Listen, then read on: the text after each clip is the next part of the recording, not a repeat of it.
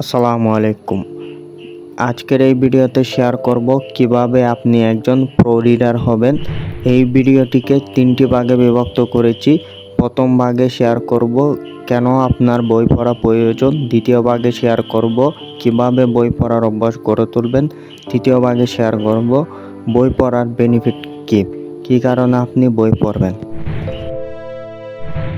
পৃথিবীর সর্বোচ্চ ধনী ব্যক্তিদের লিস্টে যারা আছে, Elon Musk, Jeff Bezos, Bill Gates সবাই বই পড়ে।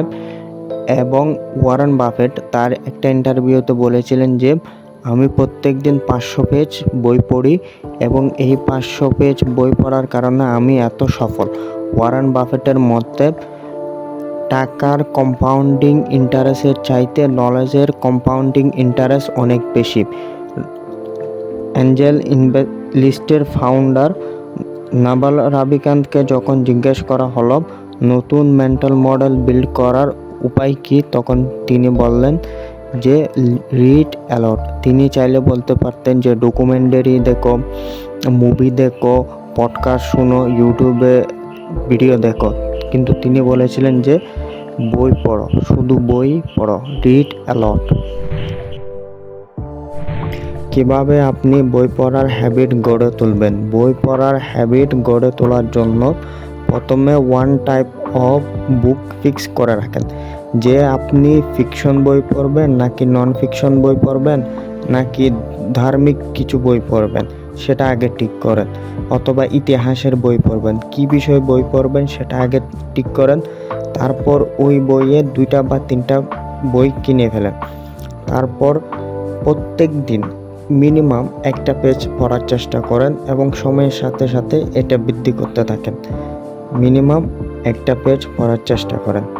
দেখেন, আপনি যদি এক পা সামনের দিকে এগোনোর চেষ্টা না করেন, জীবনেও যত চিন্তা করেন সামনে এগিয়ে যেতে পারবেন না। আচ্ছা, আপনার মনে প্রশ্ন আসতে পারে আমি যে বই পড়ব ওই বই পড়ার আমার কি বেনিফিট আছে, ওই বই পড়া আমার কী লাভ। একটা স্টাডি শো করেছে যে যারা বছরে 60টা বই পড়ে বা 60টার বেশি বই পড়ে তাদের মিলিয়নিয়ার হওয়ার 122% চান্স বৃদ্ধি পায়।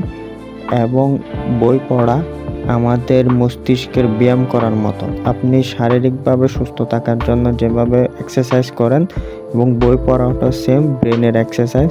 এতে আপনার ব্রেন পাওয়ার ইনক্রিজ হবে, আপনার ফোকাস বৃদ্ধি পাবে, আপনার যে অ্যাওয়ারনেস ওইটা আরও বৃদ্ধি পাবে। সেজন্য বই পড়া খুবই প্রয়োজন এবং আমাদের প্রত্যেকের উচিত বই পড়া।